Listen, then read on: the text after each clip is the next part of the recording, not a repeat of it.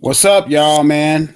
Just want to talk some of this boxing, man. I'm gonna let people get a chance to get on in here before we get started. Let some people get in. We're gonna talk about Fury Joshua matchup, possible matchup for next year. Ryan versus Campbell. See what that young man can do. We're gonna talk about Spence and 70-30 for Crawford. It seems like Manny Pacquiao trying to get the McGregor fight. That's what he said on this one interview he had. That was like 3 days ago. We're gonna talk about Canelo versus 160 to 175 and the fighter of the year. So we're gonna let everybody get a chance to come in real quick, and we're gonna talk some boxing, man. Yeah, somebody let people come in, see what they gonna see what they are on. But I do want to see Ryan Garcia, man. I want to see what he's gonna do against Campbell.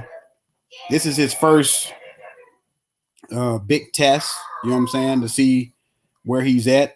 And the couple things I want to see from Ryan Garcia, I don't want to see him fighting, standing straight up with his chin in the air, because it seemed like I don't.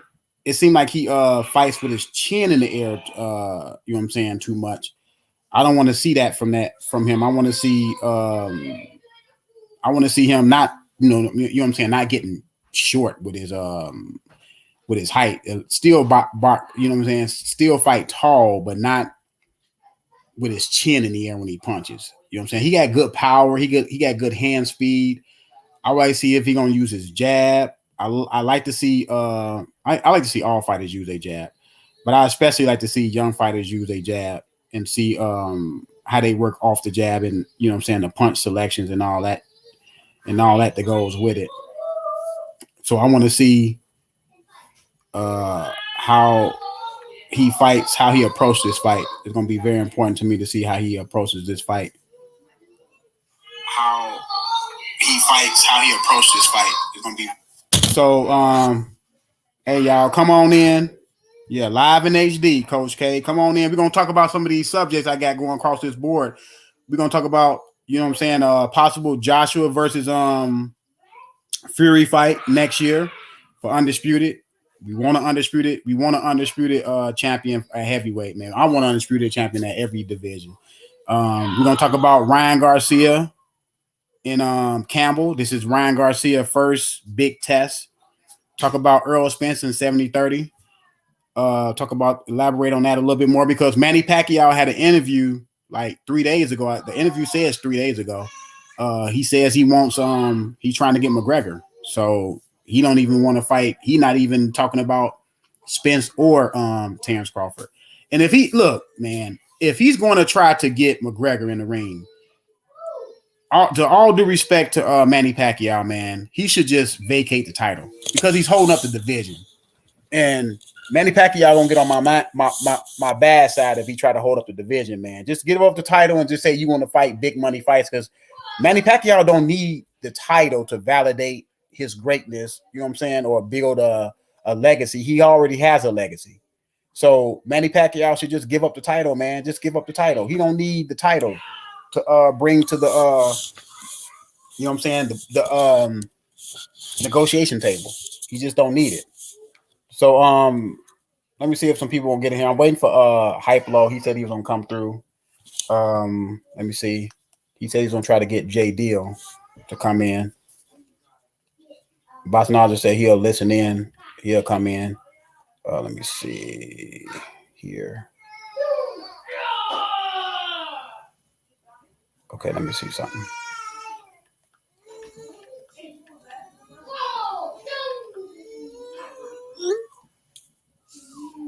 Let me see.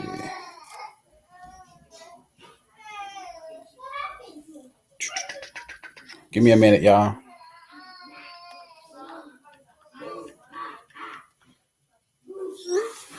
Yeah, man. So first I want to talk about Joshua versus Fury possible fight. Okay. I hear you. But I want to talk about that Joshua versus Fury fight, man. Man, if Fury is serious and Joshua is serious about making this fight, I don't see now. It shouldn't be no hold up, man, because Joshua, he already fought. Now Fury did fight some months back. Joshua just fought. I don't know if Fury wants to fight in between him and Joshua. I don't know. So I'm going to see if Fury wants to fight because he haven't fought in a while. He did try to fight, but he didn't fight. So we got to see if he wants to fight in between. But if he don't want to fight in between, man, I mean, they can go into this fight, shoot, early, what, February? You know what I'm saying? February, March. It's interesting to see where it's going to be at. I think Joshua said that he don't mind having it in America. I don't know over there in the UK. I don't know if their facilities are open. I don't know. Yeah. They can't have fans because Joshua just had fans. Joshua said he paid for people to get tested. I think he said he paid for like 1,000 people to get tested or something, so they can come in. But they can have it at the O2 Arena, but I don't know how many people they can have in there. You know what I'm saying? They probably gonna go to the place where they can have the most fans. I mean, even if you test people, like say for instance, you do the quick test because they got those quick tests where you can get the test back in like I believe 30 minutes or something of that nature. Even if you do that, you know what I'm saying, it doesn't mean that the person doesn't have it because you can come in contact with someone that they said you can come in contact with someone with the COVID-19 and you can show no symptoms. You can not show up on a test, but it's still in your system. So I don't know, man. It's tricky. You know what I'm saying? So anyway, let's talk about the matchup. The possible matchup between Fury and Joshua. I like both fighters. And I think they both bring different styles to the table. Now, I'm going to get an edge to Fury because Fury has a couple ways that he showed me that he can be dominant in both ways. Fury can box you and be dominant because we know that he has probably the best feet in boxing. He's very light on his feet for being a big man of his stature. And he can maul you. You know what I'm saying? He can play the mauling type style, and he's dominant at that. At least he was against Wilder. Now, could that have been because Wilder could not? Could that have been? What's up, Hype Low? Hey, what's going on, man? Merry Christmas. I'm here talking about this Fury. What do you think about Fury versus Joshua possible next year? I hope it happens, dude. I'll take anything right now, dude. I'm starving for something. I'll take whatever, dude. I'll take Fury versus my gardener. You said Fury versus who? My gardener. Your gardener. Hell no, man. You said you starving, baby. Are you starving just for a fight or just starving for a great matchup? I'm starving for like something to do, something to watch, something to talk about, I feel like, even though 2020, set aside the pandemic, like as a boxing year, it wasn't that bad compared to like, there have been years where there was no pandemic where it was worse, I think. Where we got like nothing, but even so, 2020 not a great year. Yeah. But who you got in the fight if they fight? I got Fury. Depending, the thing with Fury that is always a wild card for me is, he's got this addictive personality that's, like he's unpredictable. But assuming that he's not on drugs or something and like screwing around, if he's in the shape, let's say that he was in when he fought Wilder last time, I got Fury for sure, man. No doubt. Yeah, man. I have to get the edge to Fury too myself because Fury has shown that he can dominate you and he can box with you and dominate you.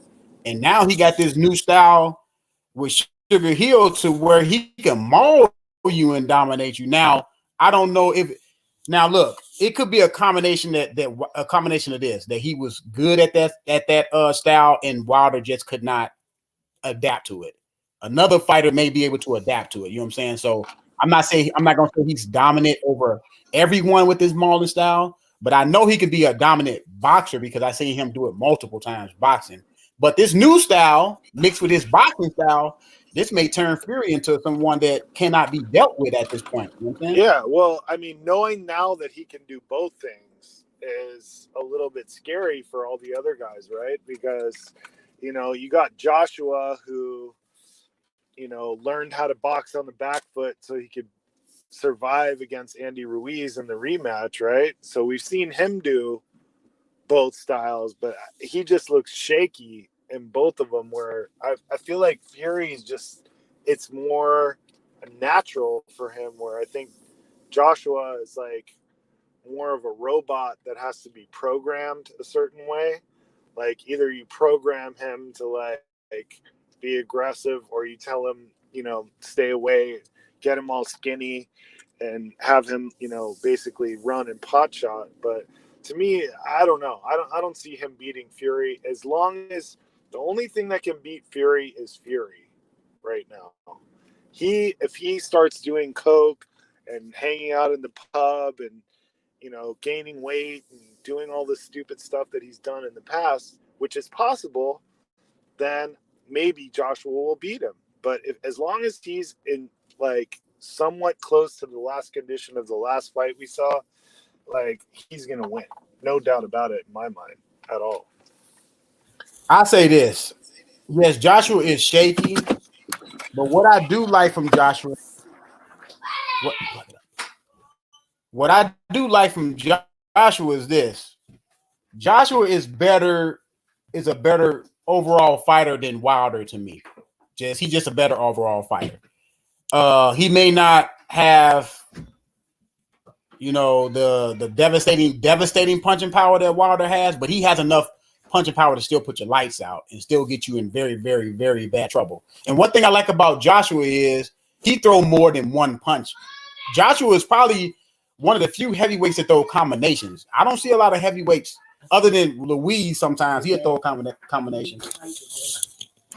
He'll throw combinations sometimes, but for the most part, Joshua throw combinations with power. You know what I'm saying? And I like that. So he may be able to withstand Fury in that mauling style. And plus, Joshua is a bigger guy than Wilder, naturally. You know what I'm saying? Joshua is what, he come in 240. Okay. He comes in 240. So I think, yeah, he's bigger in terms of mass. Wilder's taller and rangier, in my opinion. What you think about that assessment? I just said I think he is bigger in terms of mass than Wilder, but I think Wilder is a rangier guy. He's taller and a little bit longer in the arms, to me, as far as I can see. And I just don't think either of them is big enough to like really give Fury those kind of problems. I think it's a I think it's as long as Fury's in shape. Yeah, long as Fury in shape. I mean, yeah, long as Fury in shape. You know what I'm saying? We always got to have that caveat with Fury. And from what I can see when he be posting him working out with his wife, it seems like that he's in a better headspace. It seems like he's keeping it together. I've seen the same thing, but I mean, it's been so long now that we've been on lockdown, and like, you know, a guy like that, you know, I know guys like that, and I'm sure you do too. That the type of guys that just can't stay out of trouble for very long. Mm-hmm. And when you lock them up and lock them down like that, like, I don't know. I have a feeling like maybe the pandemic's working in his favor in a way where, you know, he can't get out and can't go do like the things he really wants to do. or maybe I don't know where he is or what it's like there. I know LA is completely locked down. So, and I think London and England is pretty bad too because they have this new strain there now. Oh, okay. They Have you do? heard about that? They Yeah. got a new strand? Oh yeah, there's a new strain now. Oh, shit. It's not more deadly, but it's way more infectious. Like you can catch it way easier. Oh, and I think they've caught it now in LA too, and several other places. It's spreading around the new strain. Oh, so it mutated already? Yeah, it mutated, and they don't know for sure whether or not the vaccine that they developed is going to work on the new strain or not. I think they're testing that now. Oh, because it might be like the flu where you need new, you know what I'm saying, a new thing every year. Dude, you never know because like coronaviruses are, like people always talk about the flu like that's like such a big deal. Like, but the flu's been around for quite a while and they kind of know how it acts. Where this is like, a brand new thing and they have no idea. Like some people are still like having effects from it months after they had it. You know what I'm saying? Yeah. So I had the coronavirus. I just got over it. Oh, did you? Yeah, our whole household had it, man. Oh, damn. How did it affect you? Okay, so what we did, my wife got sick first. She got sick 2 days before Thanksgiving. She was feeling symptoms like 2 days before Thanksgiving, and then after she got it, I test positive a week later. Then after I test positive, the kids test positive another week later. So I was off for almost a month from work because every time somebody tests positive, what were the they had symptoms that she initially felt? She had headaches. She had headaches and fatigue. Everybody in the house had headaches and fatigue. We didn't have like really, really bad symptoms, but we did have headaches and fatigue. Yeah. I was popping those goddamn. What about fever? Any fever? The only one that had fever was the little baby had fever. I think my wife said she had fever because you know what? The way they check people to go into all these events and stuff where they're allowing people to go now, that they take your temperature. And yeah, I know. From what I've heard of everybody that I know that had don't get COVID, fever. They didn't get fever. Yeah. So why are they using that? I don't know. I don't know. It's weird, man. Yeah, it's weird. It's like they want people to get it. So you guys got headaches and what else did you say? And fatigue. Fatigue. And loss of smell and loss of taste. And just like you just all of a sudden couldn't taste anything? Mine's gradually went away. I don't know everybody else's, but mine went away gradually, like over the 2-day span. So you'd be eating something and just it doesn't taste like anything. It doesn't taste like all you get the enjoyment from eating is getting full. You don't get to taste your food. And mine's coming back slowly. It seems like one day it's coming back, then the next day is feel like I didn't went backwards, but I don't know. That's what I heard also, that like people think they get it and then they start to feel better and they're like, oh, okay, it's going away, and then all of a sudden it comes back again. Yeah, man, it's wild. But I heard that Dillian White is trying to fight Wilder. So where do Wilder go from here then? If those two guys, the first thing Wilder needs to do is stop complaining. That's number one. That's number one. And start looking at the fucking tape of that fight. Excuse my language. And look at the tape of that fight and understand that he's not necessarily unable to beat Tyson Fury. I think he can beat Tyson Fury, but I think he got outmaneuvered in terms of tactics. He came in with the wrong tactics in both fights.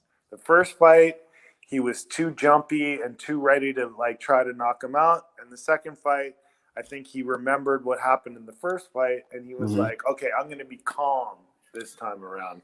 I don't think he really believed Fury when Fury said he was going to bum rush him like that. I really don't think so because he didn't prepare for it. That's for sure. Of course, I wanted him to win both times. Everybody knows I'm a Wilder fan and I like Wilder. What I don't like is what he's done since the second fight with all the excuses and whining and complaining. All you got to do is just jump back in there and beat the guy. And so if you're focused on your gloves and the wraps, and your trainer betrayed you and poisoned your water, if you're making those kind of excuses, what you're not doing is really taking an honest assessment of, what did I do wrong? How did I end up where I am right now? And how can I change that for the next fight? So for me, I'd rather see Joshua versus Fury for undisputed right away. Like, as soon as we can get that, I would love to see that, just because I want undisputed. But the next fight after that for Fury, I'd like to see him fight Wilder. In the meantime, Wilder, needs to get his feet back under him. Like, I'd like to see him fight Dillian White is ripe. Like, he just got knocked out. Take on him, dust him off, and then get your confidence back. Maybe take on, I don't know, like another heavyweight around that level. One or two guys. Like, he needs to fight more. One of the things that bothers me about boxing right now is, these guys are really part-time professionals. You know what I'm saying? Like, you're fighting twice a year and training all that time, like in between, and then taking time. Everybody's like, oh, I just won, I'm going to take some time off. That's why I like Berlanga, because he's coming back. Like, if he doesn't get injured, he's back, on the next card. Mm-hmm. That's what I like to see. Like, when Tyson was coming up and he was fighting every couple weeks, every 3 weeks, you know what I'm saying? Mm-hmm. Like, that's, to me, when a fighter does that, like, they're in shape and they're like ready to fight. So, Wilder to me is a victim of his own layoffs. Like, I remember the narrative going into the first fight with Tyson Fury was like, Tyson Fury's been out for 3 years and Wilder is this champion and he's out of shape. But really, if you look at it, Tyson Fury had 2 fights in the space of time where Wilder wasn't doing anything. So really, Wilder was the one with the longer layoff going into that first fight. And I think maybe even the second fight too. I'm pretty sure he was, because he only fights twice a year now. So, like, he really needs to get back on that old school, like, let me fight 3 guys in the space of 9 months. 1 guy every 3 months, and like really get in there and get gritty. And then, let Tyson Fury be the one who's sitting on his laurels, So, yeah, I think like a Dillian White, Povetkin, those type of guys. Joyce, maybe. I think he could dust Joyce off. He said Joyce has this weird style, man, but it's effective for him. But he has this weird boxing style, man. It's just weird. It's just I can't really describe it. Really, it's like robotic, but it works for him though. I guess you can.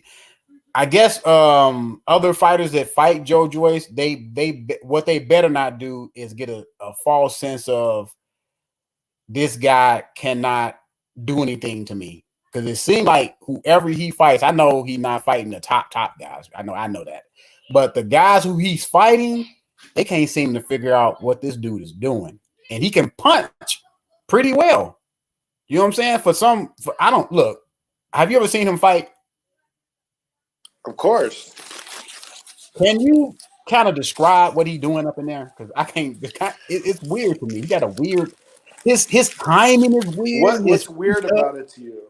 What? Okay, like, it seems like he's one of those fighters like, don't hit me, he fight like don't hit me type, and he throw those don't hit me type punches, and he kind of, his body reaction to how punches come back at him is, now look, well, let's break it down. First of all, would you consider him to be what? An out boxer, an inside boxer, a I consider swarmer, him to be like an out boxer type. He's awkward.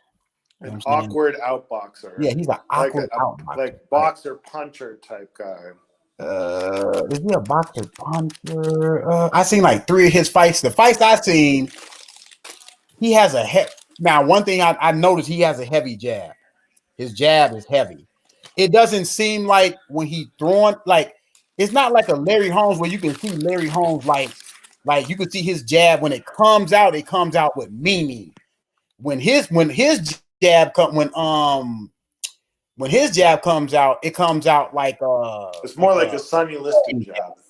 Yeah, it's like a distance, like he's trying to keep the distance jab. You know what I'm saying? It's like that. It's not like like more like a Sonny Liston jab, like a power jab. Yeah, it's heavy because he messed that boy out. He messed what's name I up real bad with it. Yeah, like, bad man. Like, you know what I'm saying? You very seldom see people nowadays throw jabs like that and really mess your face up like that.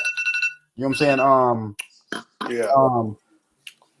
De La Hoya had a jab like that because De La Hoya was fighting southpaw.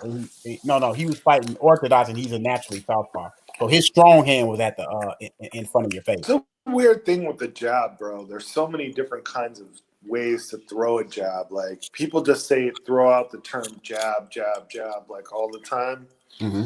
And I know there's like you can step into a jab, you can be stepping back and throwing a jab, you can paw with the jab. I mean, the jab is such a like a nuanced a weapon, you know, like. But I was just watching the other night. I was watching Sonny Liston versus Ali, and I noticed like because Sonny Liston was known to have like a really strong jab, but you could see it coming because he would push he would step into it and push with it, and Ali was just all over. Like he never even touched Ali with the jab. Yeah. So, you know, a guy like Joyce, to me, like someone like Tyson Fury would just be untouchable to him because that jab is just too predictable. Yeah, I'm about to say that, too predictable. Yeah. But I mean, Wilder can have a great jab. It's weird because I've seen him throw like this nasty, like stinging jab. But then he doesn't use it most of the time. Like most fights, you don't see that punch. So I don't get why he doesn't use that more because he's got it. He really can jab really well, but why not use it more? I don't get it. What you think about that boy, the Ryan Garcia Campbell fight? What's your take on that fight, and what you looking for in that fight? You know what I'm saying, from both fighters, especially Ryan Garcia, since he's supposed to be the up and coming. I didn't see that one, bro. I'm sorry, I can't comment on that. I'm not gonna lie. Okay. What do you think of it? The fight is Saturday, right? Well, they already called. Oh. I don't know. Yeah, the fight is coming up. Oh, it's coming up. Oh, okay. Yeah, it's coming up. It's coming up. Yeah. I'm not really sure. I'm not 100% on that. What either this week or next week. Either this week, is it next week or this week? I think it's this week. I think it's this Saturday. But anyway, what you think about it? I'm gonna look it up and see when it's happening. What's that now? I'm gonna look it up and see when the fight. Oh, gotcha. Is ready. I like this kid Berlanga, man. What do you think of him? I know you like. Oh, they fighting January the 2nd. Okay. They fighting January the 2nd. So what? So yeah, I mean, I had to do my research. What do you think about Ryan Garcia? What's your take on Ryan Garcia? Do you like him? He's okay. I mean, I don't know enough about him to really make a good assessment. You know, before I start talking, I like to really study somebody. And I haven't really studied him all that much. What do you think of him? He needs. I mean, to me, the fights that I seen him fight because of the level of opponents. So when I look, this is what I look for when I see a young up and coming fighter, especially guys that are being pushed. You know what I'm saying, by these big promoters like a Bob Arum or Al Heyman or De La Hoya. You know what I'm saying, when they're pushed by these big promotional companies. What I like to see out of these fighters is this. I like to see how you handle yourself in the ring. Now, I know that you're not going to fight a dangerous opponent because they're building you up. But what I do want to see, I want to see your punch selection. I want to see if you know how to your ring generalship as far as your feet placement. I want to see if you got some level of defense. I want to see if you at least use a functional jab at times. It's just the things I want to see a young fighter. It's not so much his competition he's fighting. I just want to look at him and say, okay, he got something. I can see him doing something in the future. Now, one thing about Ryan Garcia that I don't like, he fights with his head straight up in the air. You know what I'm saying? Like when he punches, his head is like straight up in the air. There's some weird way he likes to do that. Now, he got decent power. He has a decent jab. He's not a plotter in the ring. He's not a guy that has heavy feet in the ring. He moves pretty well in the ring. He doesn't have the best feet, but they're not the worst feet. They're like somewhere in the middle. So in this fight, what I'm looking for growth, because this is supposed to be his step up fight. You know, this is his step up. This is his fight to step up to see if he's going to be stepping out of the contender position into like a, you know, he's still a contender, but a high level contending for a belt pretty soon. So this fight right here is a fight. What I'm looking for to see if he's ready to challenge a title holder. Yeah, and that's what this fight is for. Guys who hold their head up straight tend to do so because they've never been punished for it. You know, like speaking of punished, Paul the Punisher, you know, Williams used to keep his head up straight, and he was a very tall guy. And one thing I knew from boxing taller guys, and I'm sure you know too because I know you've boxed, is they keep their head right there. You can lean to the side and wing an overhand, you know, an overhand punch and hit them.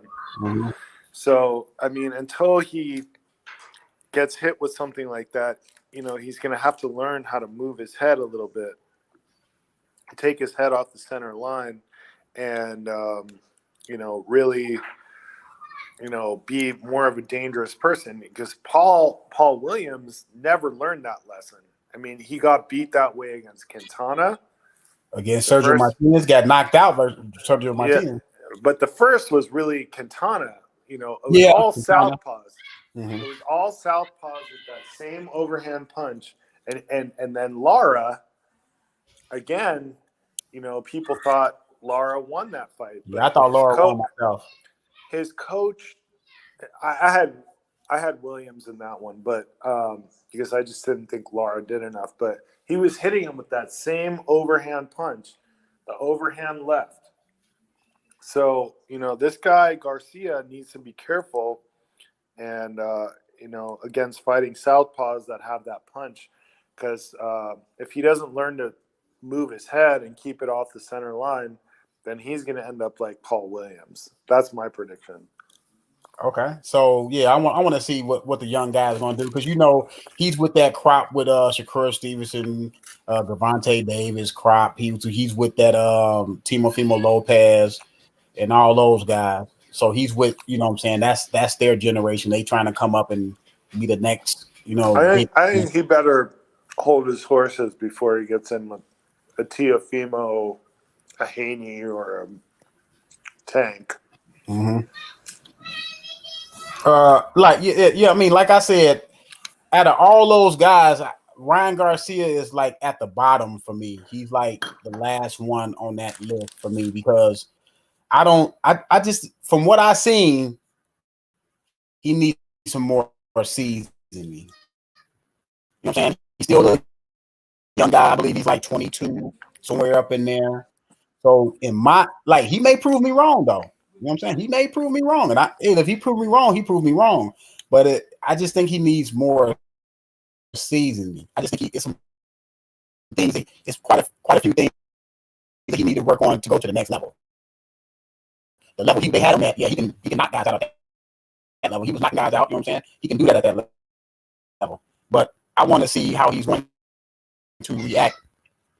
You know what I'm saying? When he goes to the next level. Campbell is a level up from the guys he was fighting. So I know Campbell is a level up from the guys he was fighting. So I want to see how he's going to do versus Campbell. This Campbell fight is going to show me a lot. It's going to show me a lot. So what do you think about Terrence Crawford versus who? Terrence Crawford versus who? Who you want to see Terrence Crawford versus? I mean, the answer to me is obvious. Well, I mean, we know Spence, but that fight ain't going to happen. I mean, aside from him, Porter, I guess, Ugas, I don't know. I mean, it just seems so anticlimactic for it not to be Spence. Like, he should fight Spence. And, there have been a lot of debates, and you've participated in some of them and stuff like that. Mm-hmm. And, a point that I heard Boxing Beats and Rhymes make earlier today really struck home to me, which is, there's this whole A-side, B-side shit that's been going around, excuse my language, since, Floyd started all that, really. Because, okay, before Floyd, there was always the cash cow versus, the next best guy. But he started the whole A-side to, term or whatever. So there's this whole A-side, B-side thing going around. But Boxing Beats and Rhymes made a good point that, is Spence really the A-side? That's what I was saying. I mean, look. Because here's what he said, and this is him, not me. Crawford made a guarantee of 3.5, I think, in his last fight. And Spence made a guarantee of like 1.5 in his last fight.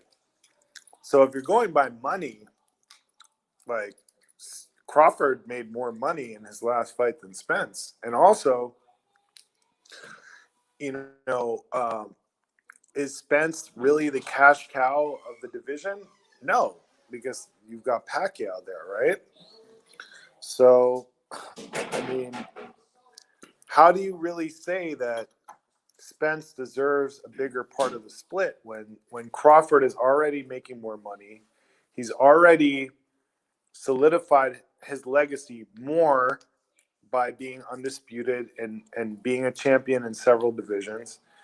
So to me, like, it all evens out in the end, and they should just make the fight. But one thing I've noticed in boxing after following it for so many years that I have is that when two fighters really want to fight, just like when Mayweather Pacquiao met at that basketball game and then went up to the hotel room and made the fight happen, when they really wanted the fight to happen, it happened. When two guys don't want to fight, then you get, oh, I'm the A side. I need a split. I need a stadium built. I need this. I need that. And like, for Pacquiao and Mayweather, for me, it was Mayweather at the beginning was ducking, and then after Pacquiao got knocked out, then he started ducking for a little bit. So it was kind of even after a while with them. But with these guys right now, I see Crawford really wanting the fight more. In my opinion, it's not a fact, but it's an opinion that Crawford seems to want the fight more, and Spence is just content to sort of, just pick off all the guys that are over there on the PBC side. That's my take. Hey, Coach K, Zone 6, man. Talk about this, and then I'm gonna ask you about the Fury Joshua possible matchup because Joshua had an interview saying that he wants to fight. He want to fight Fury. Fury want to fight him, and I guess we can go from there. What's up, Coach? Merry Christmas. Yo, Merry Christmas to all y'all, man. Can y'all hear me loud and clear? Yep. Okay, mic check. So first, yeah, I'm gonna touch on everything real quick because I've been listening in. So let me catch up. The coronavirus. I think I had it, but I ate that shit and pissed it out. I take fish oil every morning, drink a bottle of water, intermittent fasting, and you'll destroy the virus. Protein will unlock the cells to the coronavirus regardless of the strain, and that's all I'm gonna say. You can do whatever you want to do with that. My whole house had it, and my teenager was still up and down doing her thing. The other people was. We had a couple of people in the house probably just dehydrated, and they was drinking fruit punch for the last 2-3 days, and that's what really killed them. But if you hydrate and you use protein and you're pretty much in shape, you're gonna destroy the virus. Moving on. Ryan Garcia, I haven't seen enough about him except on Instagram. Usually when a fighter's on Instagram and doing all that show me bullshit like an Adrian Broner, they are headed to a road of destruction. Just like Hypo said, he keeps his neck square up in the air like a flamingo and is bound to get clipped. He'll be knocked out soon. He's all just a flash in the pan. Hand speed. Every time I see this guy, he looks very good when he's fighting the air and all these pads and the dummy man and the speed bag, and it looks good. But he's gonna be knocked out soon. Hypo, like you said, I'm high on Berlanga. That's my guy. Fury versus AJ is a necessary fight. It's a good one. If Fury fight Deontay Wilder in the third one, I think he'll stop him. Fury versus AJ is going to be a good one. I think if Fury comes in 100%, no bullshit, AJ comes in 100%, no bullshit, no schemes, no scams, I think Fury wins that fight. I think he even puts AJ on the canvas a couple of times, maybe even a stoppage, depending on how it depends on if AJ gets his skates on, like Hypo said, because they will slim him down and program him because he is a robot. Now I like AJ. I think AJ is the best heavyweight at the current time, but you can't deny the skills of Tyson Fury. But it is a question of focus, and if he's not focused, AJ could come in there and clean him up and clean him out, or even just outpoint him. Now, you said what else you just asked? The last thing you guys was on.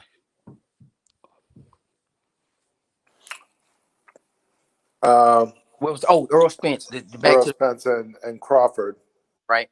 Yeah, I heard. Really, who you want to see, Earl? I mean, really, who you want to see Crawford fight?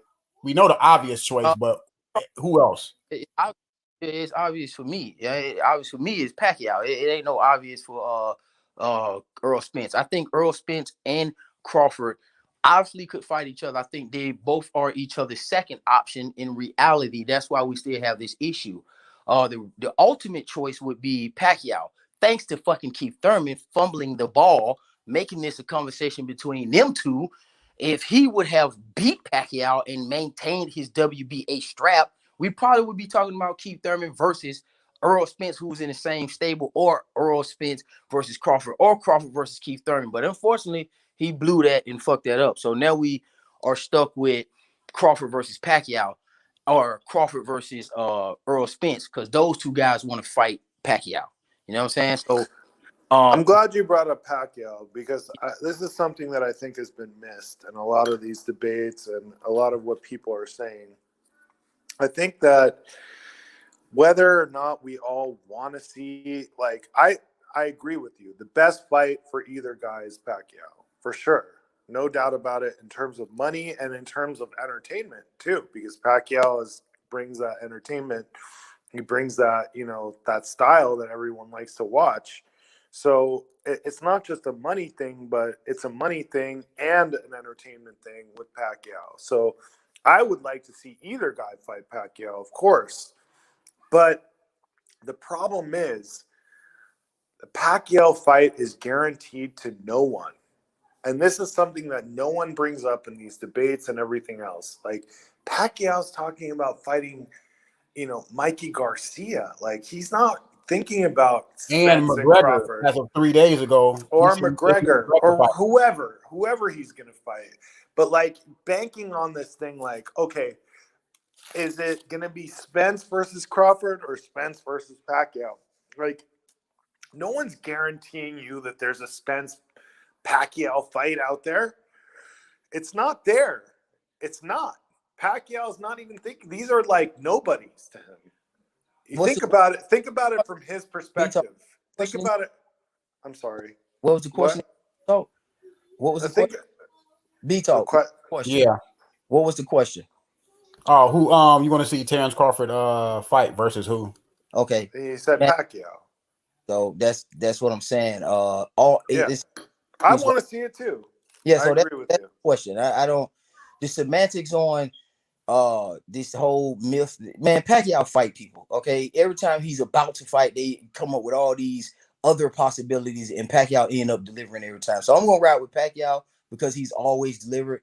Regardless of if he fights somebody else outside of who he want, he still come back around and fight the best every time. So I'm gonna ride with. But he's telling you he's not fighting these guys. Yeah, that's fine. And then when documentation happened, then that's good. But right now, Porter is slated to fight Terrence Crawford if he exercised the mandatory, and Crawford seems to have turned his attention to Porter. So then if then that means if Pacquiao go fight Conor McGregor or Mikey Garcia, then that leaves Keith Thurman for Errol Spence. Then I would love to see that. Me too. See, so I'm good with either way it mix up, man. I like Porter versus Crawford. I like the Thurman possibility to fight Errol Spence. I like the Pacquiao versus Crawford. I like Pacquiao because they all need to fight each other anyway. It's not a I want to see a gauntlet. You know, welterweight, we got too many divas at welterweight. It's time to go and give us a gauntlet, and it's overdue. I want to see all these guys mix it up in any kind of combination. I still want to see Crawford versus Keith Thurman as well. So that's just what I want to see. You know, and Amen. It's easy to talk about A side, B side, because I heard what you said earlier about the video that Beach dropped. Yeah, that's relative to comparing it to Floyd or somebody who's proven to be A side. But the argument is always relative to the two fighters within question. That's what I was thinking when I saw the video, because I was thinking like the point he was making was like there's only one A side per division. I'm like, but okay, but in any given negotiation, one guy has more leverage than the other. I think that's what they mean by A side. Talking about they're not talking about the A side of the sport. So anybody who really watches boxing wouldn't be too they wouldn't take. They're like, okay, that's a good opinion. He did make some good points though. Yeah, to back his opinion. I would expect somebody who knows boxing to make a good point on their opinion. So, well, the thing that surprised me the most about what he was saying was that Crawford made way more money in his last fight than Spence did. Yeah, but I don't think we know that for sure though. Like he was quoting figures and shit. I don't know that for sure. Yeah, I don't follow the money, but he was saying Crawford got guaranteed 3.5 in his last fight, and Spence got like 1.5 in his last fight. Yeah, the only reason why I know Terrence Crawford got 3.5 is because I heard Bob Ehrman in an interview said that Terrence Crawford is every fight his base pay is 3.5. Right. That's right. So I don't know how much he's a higher paid fighter. So does that make him the A side? I don't do it. My thing is I don't do it either, B-Talk. I know. This is what people are talking about. This is what I get it. When guys don't fight each other, we end up talking about money. I get it. So I'm gonna talk about it with you. Okay.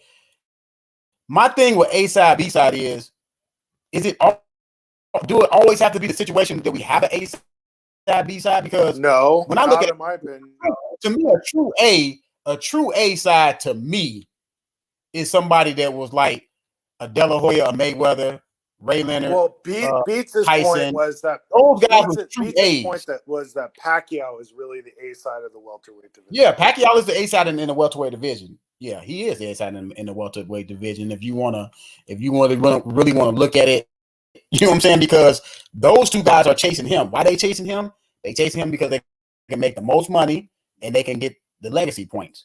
So yeah, Pacquiao, they are saying Pacquiao is really the true A. So what people are trying to do is this. They're trying to decide who's the A side between Spence and Crawford.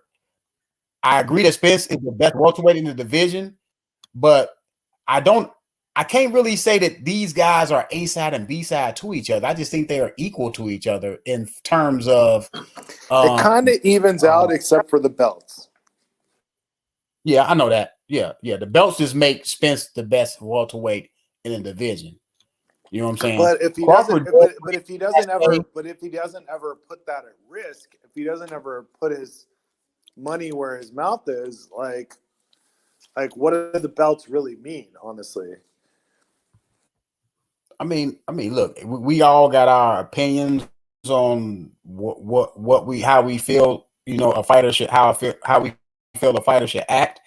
In my opinion, if you got titles, plural, to me, you should be seeking other titles. So that means Pacquiao and Terrence Crawford should be 1A and 1B in Errol Spence plans. In Pacquiao plans, it should be Errol Spence and Terrence Crawford 1A and 1B. In Terrence Crawford plans, it should be Errol Spence and Pacquiao 1A and 1B because y'all have the titles. So y'all should be chasing each other, period. Not now, if those fights are off the table, then y'all supposed to take the next best thing. You know what I'm saying? So, but I think that the problem is that people are assuming Pacquiao is like a constant and available option for everybody. Like, I don't think he's available for everybody. I think Pacquiao is going to do whatever the hell Pacquiao wants to do.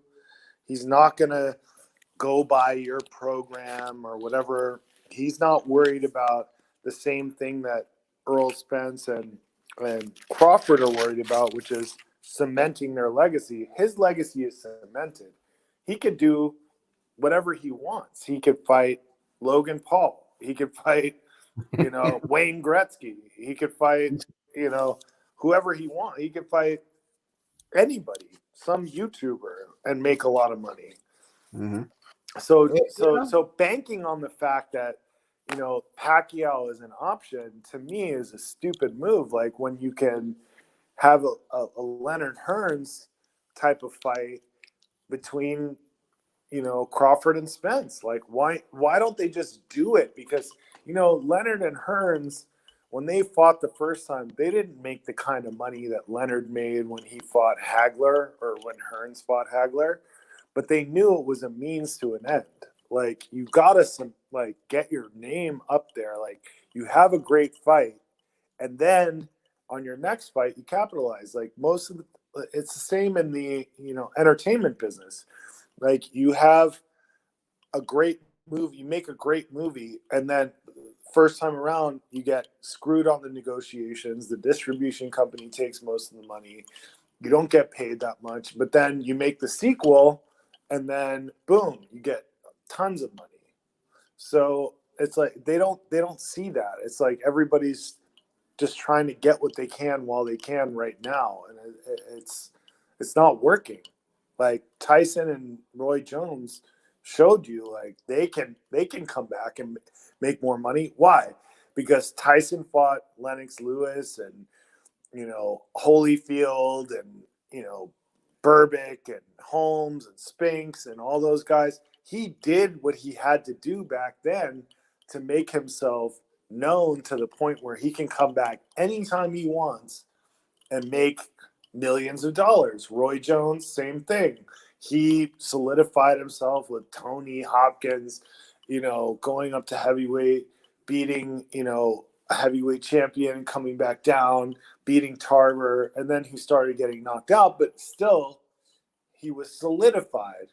And these guys in this era don't understand that. They're not doing that. And that's why nobody knows. If I walk down the street right now and ask people, who is Errol Spence? No one will know. No one. Yeah. So, what I'm looking at is this. I don't think either one of those are A side or B side to each other. I just think they should just go ahead and do a 50-50 split, man, and go ahead and fight, man. Just do a 50-50 split. Go ahead and fight. You know what I'm saying? The winner, the next time, the winner gets 60-40. If it's you know what I'm saying, if it needs a rematch, then how about the winner gets 60-40? You know what's funny, B-Talk? A lot of people talk about Sugar Ray Leonard and the diva demands, and like it all started with Sugar Ray Leonard. Okay, you can trace it back to Robinson and the radio rights and him not getting in the ring unless he got a certain percentage of the radio rights, like, or maybe many other fighters. But a lot of people basically trace it right back to Sugar Ray Leonard, thinking like Sugar Ray Leonard was the one who started all this diva demand type stuff. But if you really look at the fight with Hagler, which is what they're really referring to, he got paid less than Hagler.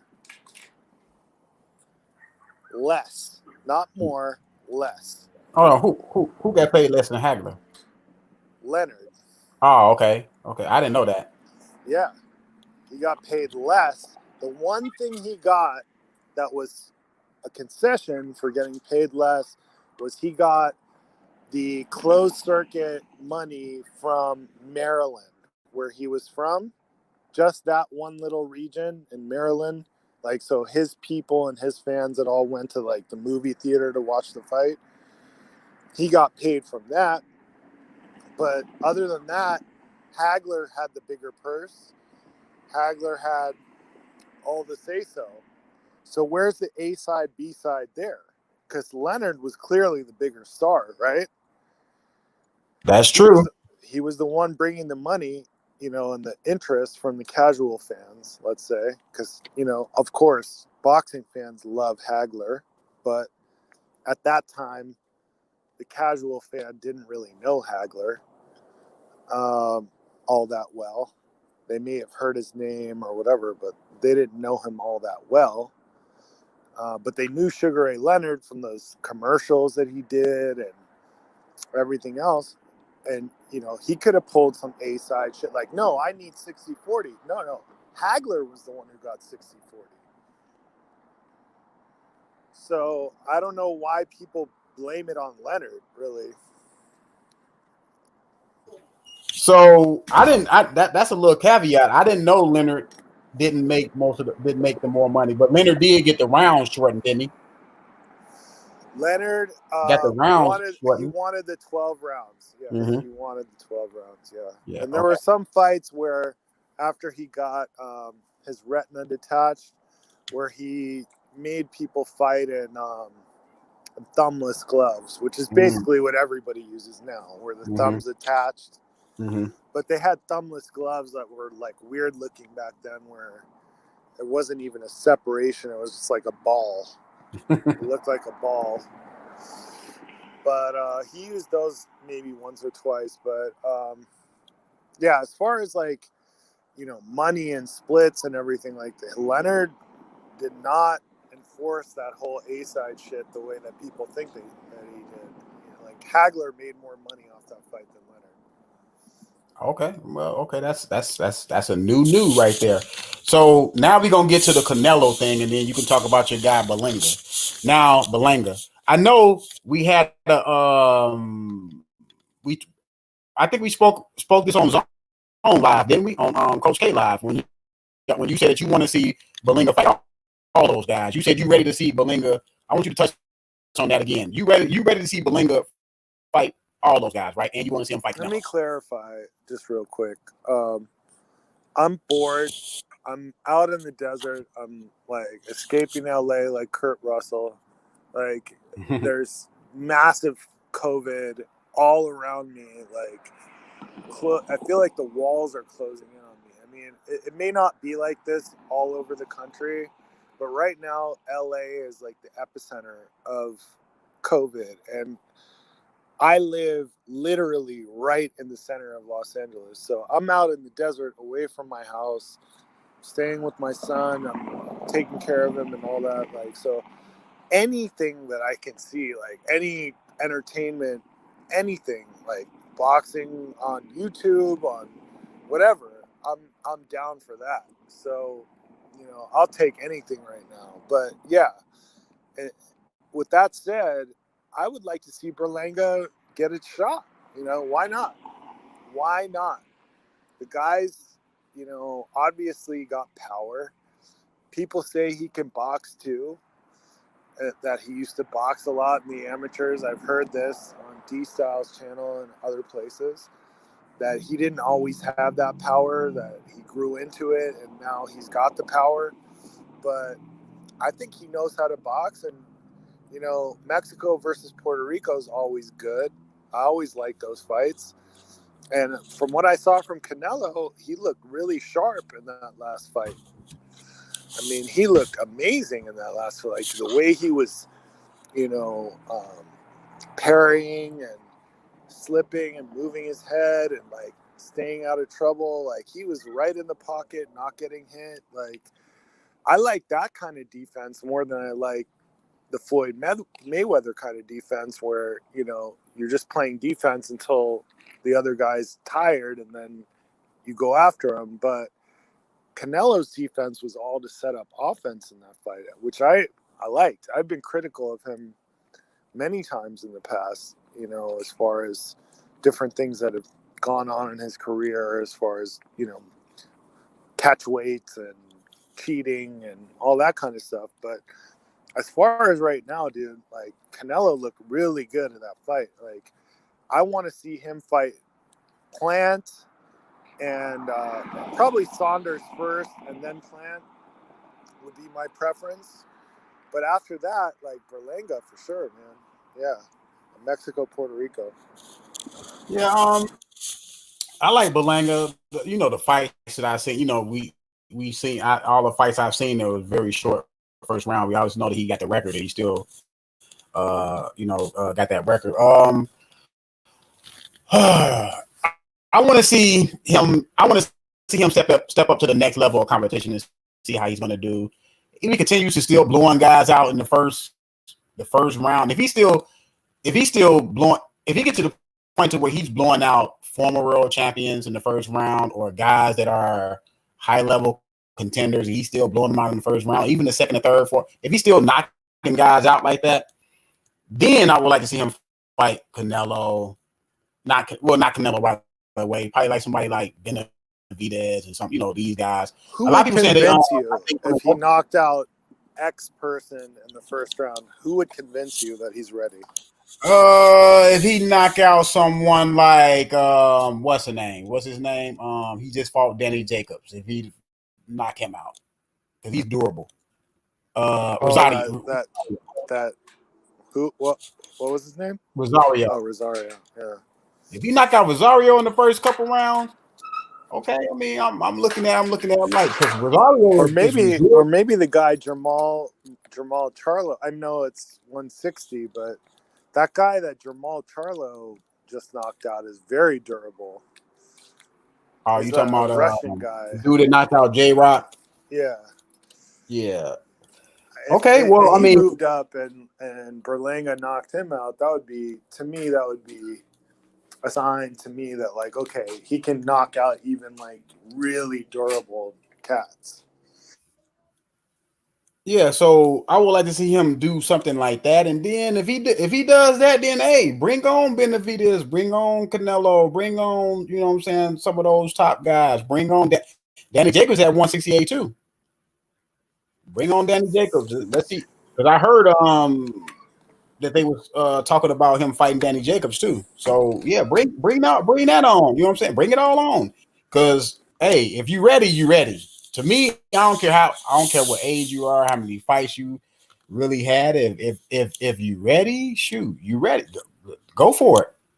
Well, there's like two like very different opposite extremes, and I would use as an example Canelo in his career versus like someone like Lomachenko, right? You got the career where a guy turns pro really young and fights a bunch of, you know, nobodies for a long time and builds up a record of 20 or 30 or so wins, and then they start fighting somebody. And then you've got another opposite extreme of someone like Lomachenko who stays amateur for a long time, then comes into the pros and gets big fights right away.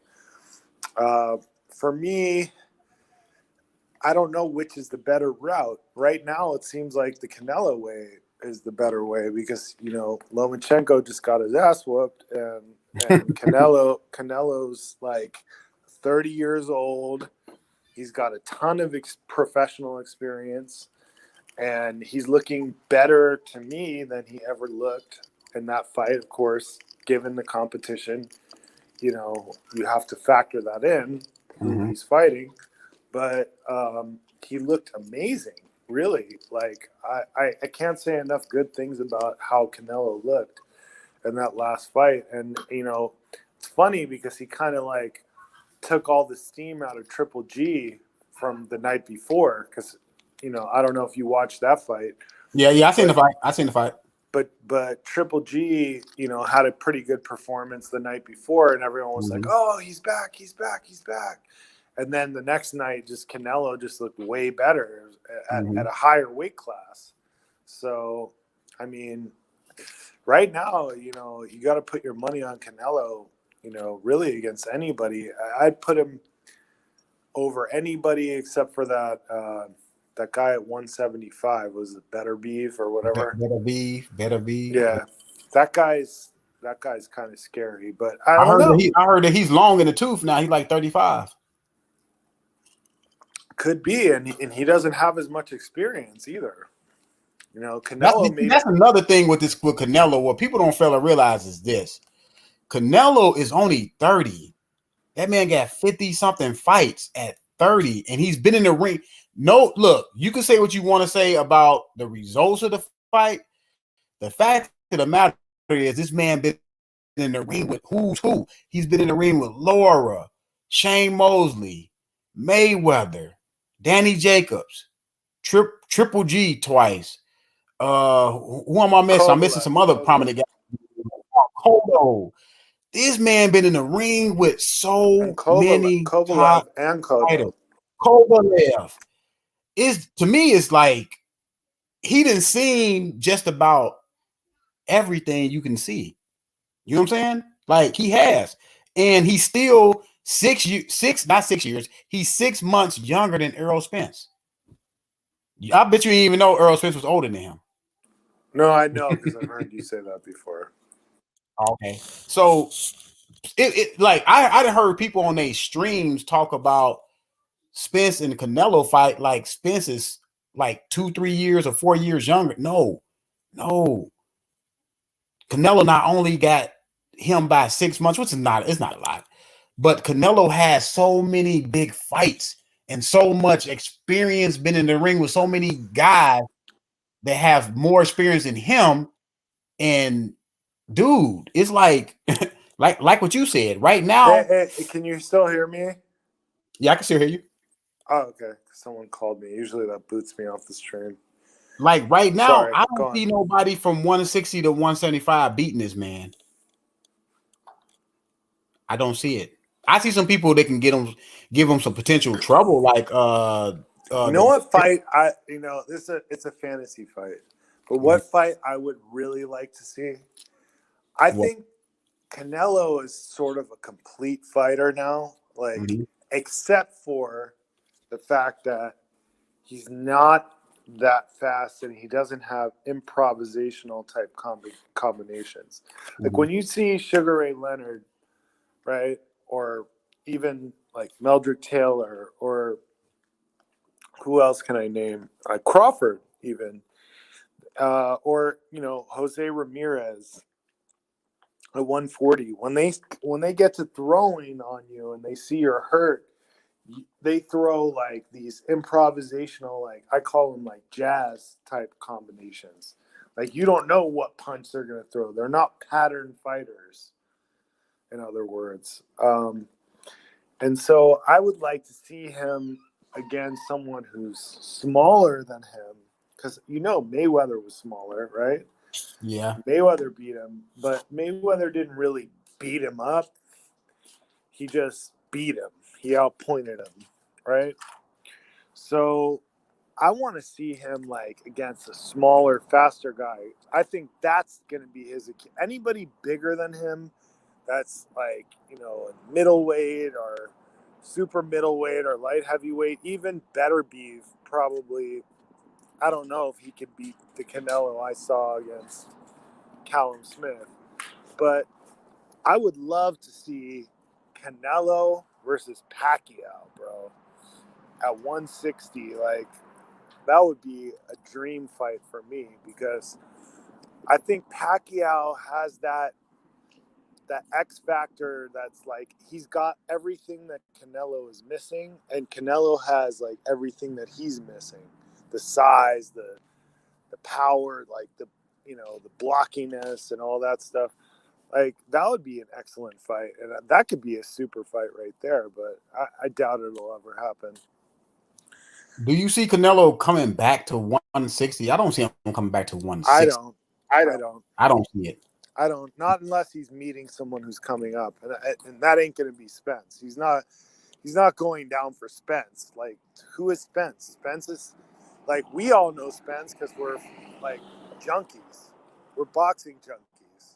We know who Spence is. If I ask my dad who Errol Spence is, he's gonna be like, I don't know. Is he like an actor? Like, like, no, nobody really knows Spence or Crawford for that matter, really. So yeah, I mean, if Pacquiao came up to 160, I think maybe Canelo would take that fight at 160. But other than that, I don't see him going down. Okay, last question, and I'm gonna get off of here in about 15 minutes. Who you have for fighter of the year? You know, they came out with fighter of the year. You know, Teofimo and Fury, they sharing it. Wow. Fighter of the year.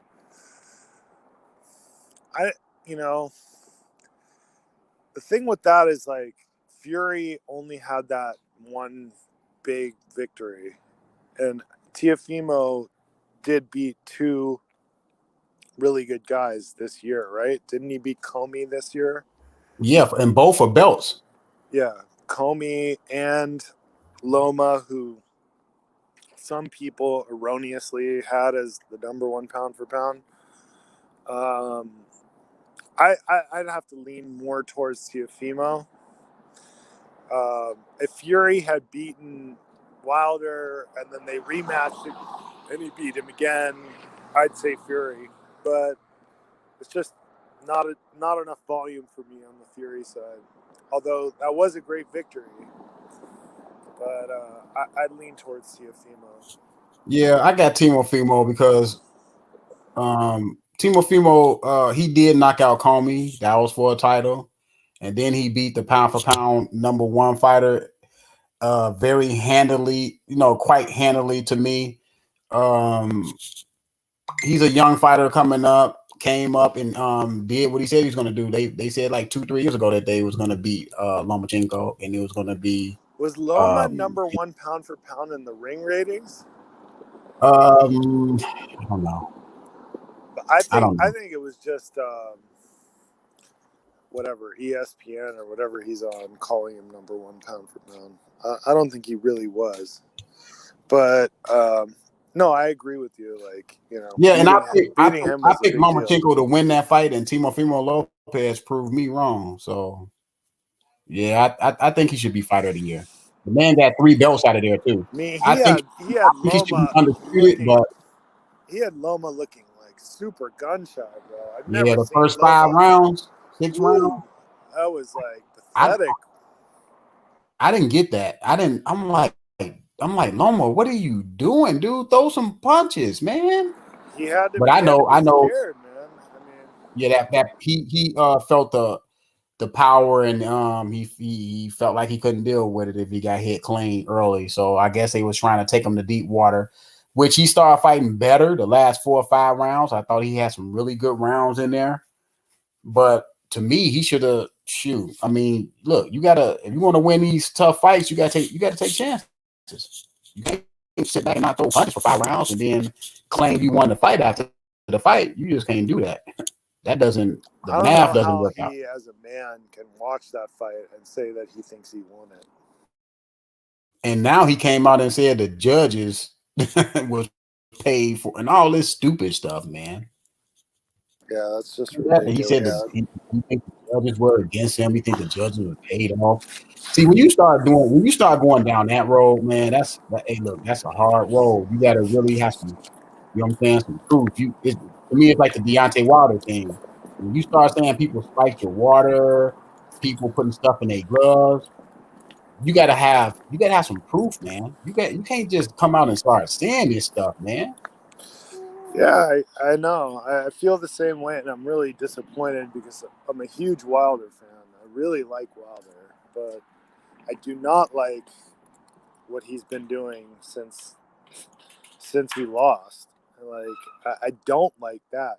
You know, if he had just, I would have preferred him to just like, okay, hold the L and keep it all quiet and then beat him and then come out with all that shit. You know what I'm saying? Like, okay, now that I beat him, I'm gonna tell you why I lost that second fight. Because this happened and that happened and here's the proof.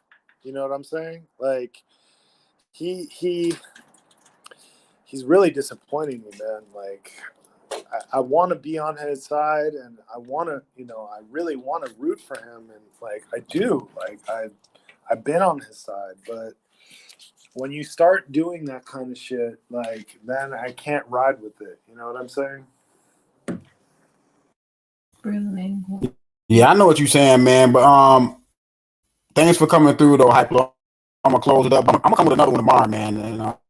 And if you're available, we can get some more no, you know what I'm saying, we can get some more discussions in and talk in. Because I want to touch more on that whole Belanga thing. Because that Rozier guy, him Yeah. and Danny Jacobs had, I guess, a thing over money or something like that. I don't know really what happened with that whole situation, but I just know that I just seen one of Danny Jacobs fights, and I was like, "Where's Rozier? He's not in his corner." And then I heard somebody say that it was over money, but I really want to look it up and see really what the split was over. But yeah, it seemed like it was some. I know Rozier did have a interview where he was kind of talking about it, but he said he really didn't want to talk about it. But he said some things about it. He didn't really elaborate on it, so he didn't really give a whole lot. But I guess it was, you know what I'm saying? I guess they just went their separate ways. Danny Jacobs was getting that bag from the zone. Probably Rozier probably wanted, a little bit more money because Danny Jacobs getting that bag. To me, the whole thing about trainer and fighter, yes, the fighter is paid. Yes, the fighter is doing the fighting in the ring. The trainer does take a lot out of their time to train you. Like, you know what I'm saying? A lot of their time to go to the gym with you, spend hours with you, probably going to the sparring sections and then y'all doing other things, you know what I'm saying, as far as preparation. And if Danny Jacobs is getting a raise, of pay dramatically from what he was getting paid before, I think the trainer should get a raise. The trainer should get a raise, right? I mean, come on, man. Well, I mean, I don't know what their deal is, and like both you and I are the types of guys that don't like talking about this kind of stuff. And the reason why we end up talking about this kind of stuff is because the fights aren't happening that we want to see, right? So, we end up talking about splits and trainers getting paid and stuff like that. But if getting back to what you were saying, like I feel like the trainer should be paid by percentage, right? So if the fighter makes $1 million, the trainer gets his percentage of that. If he makes $3 million, the trainer gets his percentage of that instead of like a flat fee. That way, you could avoid these types of arguments between boxers and trainers, because I feel like I have to look into it more and really do research to like understand what you're talking about with Rozier. But I gotta assume that he was getting paid, a certain rate, a flat fee, because if it was by percentage, when the percentage of, you know, when the purse went up, he would be getting paid more anyway. Yeah, that does make sense. That he probably was getting paid a flat fee, and he probably wanted more money as Danny Jacobs was making more money. Right. So, you know, otherwise, it wouldn't be no issue. Yeah, because, like, you know, percentage works better in that instance for me. But that's about it. I appreciate you having me on. I'm definitely down to talk more tomorrow. Got nothing much to do, and I wish you a Merry Christmas. I'm glad your family's all recovering from the COVID and all that, and you know, always a pleasure. All right, Merry Christmas to you too, man. We'll get in touch sometime tomorrow. All right, round table. Salute to Coach K as well, and the whole team. Rilo, thanks, Coach K, for coming through. Round table. You know what I'm saying? We were in the house. We over and out until the next one. Peace. All right, bro.